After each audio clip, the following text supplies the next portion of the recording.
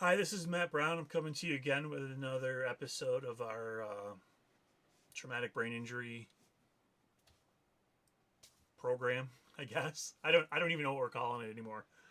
I know it's been a while since I've done a video, and I apologize for that. I just kind of felt like I ran out of things to talk about, and I've kind of been struggling myself with some neurological issues that have gotten worse.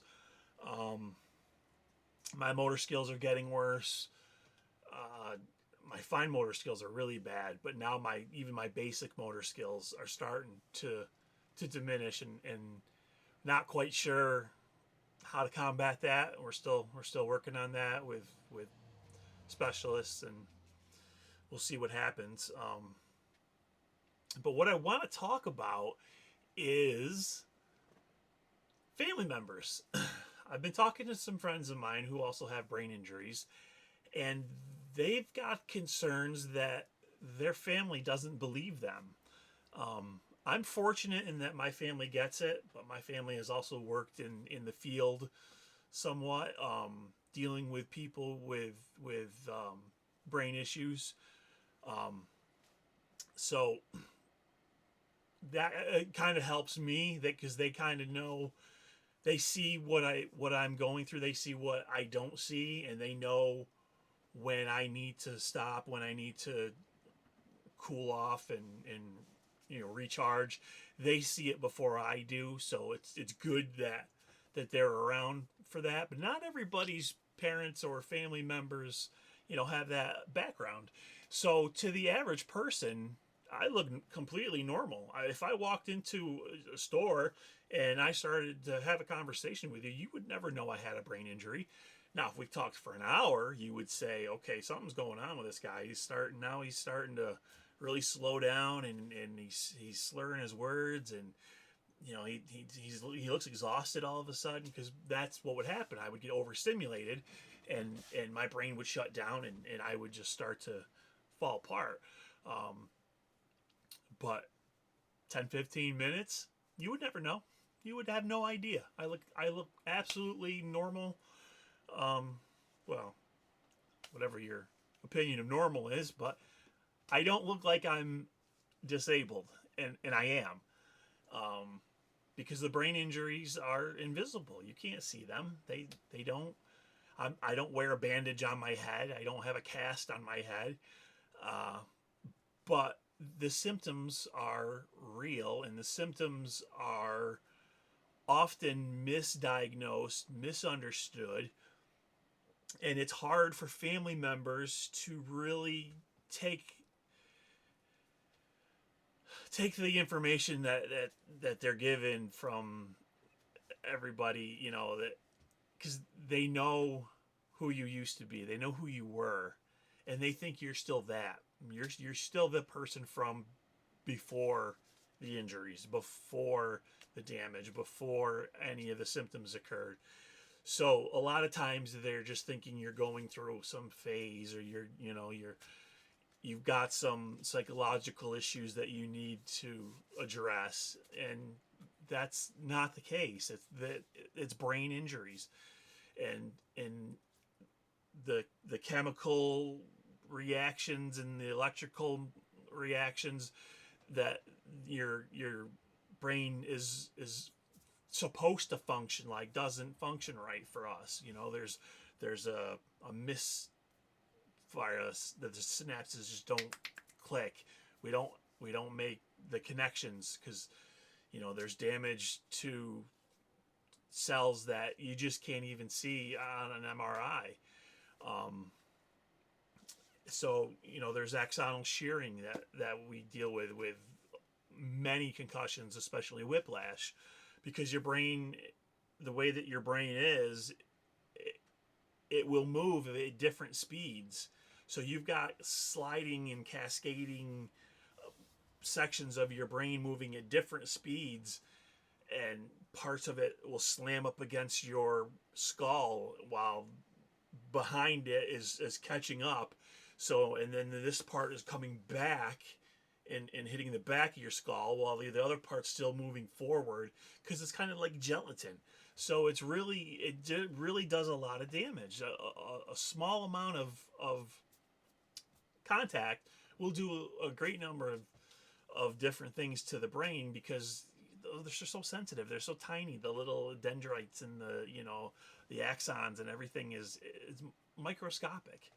So what I want to say, I don't have the answer to how do you convince your family that it's real, other than the stats that I know that if you have a brain injury, you're 16% more likely to develop dementia. That's been proven. If you have post concussion syndrome for more than 3 years, you're over 70, like 77% more likely to have permanent post concussion syndrome, which means your brain is damaged forever, which is where I'm at. I mean, they believe that I have CTE because I do show all of the symptoms, but CTE cannot be diagnosed until after death. They have to slice your brain and look at it under a microscope. And when I offered to give it to them now, they wouldn't take it, so I have to wait. But what they can diagnose me with is post concussion syndrome because I also meet all of the criteria for that, having well over 20 concussions. And I just never recovered from my last one in 2014. So obviously, you do the math, I am beyond 3 years and I have not gotten better. Some things have gotten worse. So the likelihood that it is permanent for me is well over 70%. So I have to deal with that. I have to accept that.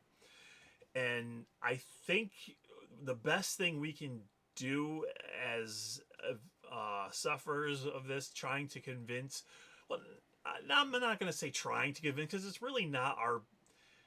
not our job to convince somebody or to constantly defend our injuries to somebody.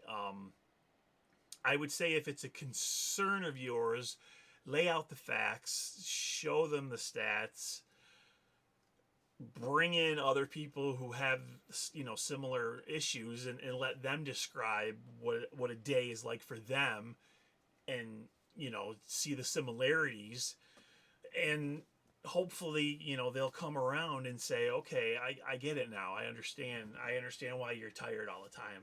You're not lazy, you're just your brain fried. You've just lost your battery strength, and I get it now. And so those are the things that really, I think, I'm guessing anyway, that a lot of friends and family don't understand. They think you're being lazy because you're always tired. They think that you aren't trying hard enough because you don't understand, or you're not following a storyline or a book, or if you're not paying attention to your bills and things of that nature. It's not just because you don't care, or you're scatterbrained, or you're lazy, or you don't. It's the brain. The brain is just, it's got a battery life, and when it's damaged, it lessens the battery life. So by the time we wake up in the morning, we're already halfway through our battery. Where you guys, normal people, they're ready to go. They got a full battery when they wake up. They're ready. That battery will last them till it's dinner time. For us, we're already halfway through our battery before we even start our day. So it just goes down from there, and then it gets into reserve battery power, which is not meant to last for very long, and it doesn't, and it shows. And so that's when we start making mistakes. That's when we start with spelling errors and missing words, and we can't find the words we want to say, and we start to stumble and stutter, and things just go downhill. So it's not something you can show like a scar, or oh, look at this is I've been injured, you can see the scar, here's my surgery. It's not like that. A closed wound injury to the brain, you can't see it. You just on the outside, I mean, thank God, on the outside we look okay, but it makes it harder for people to understand. It makes them harder for them to believe because they say, well, you look great. You look fine. You look, yeah, well, thank you. But I don't feel fine. I'm not fine. I appreciate what you're saying.